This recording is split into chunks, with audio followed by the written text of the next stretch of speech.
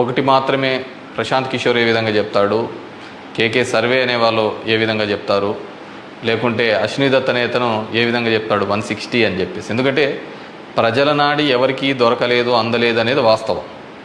అలాంటప్పుడు వీళ్ళు ఏమాత్రం గ్రౌండ్ రిపోర్టు చేయని వీళ్ళకి ఏ విధంగా తెలుస్తుంది.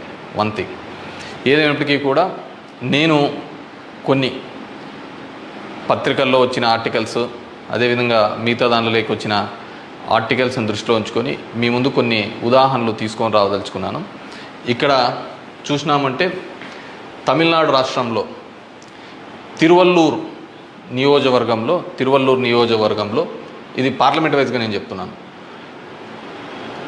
టోటల్ 14,30,738 ఓట్లు పోల్ అయింటే, కానీ ఈవీఎం మాత్రం కౌంట్ చేసినప్పుడు 14,13,900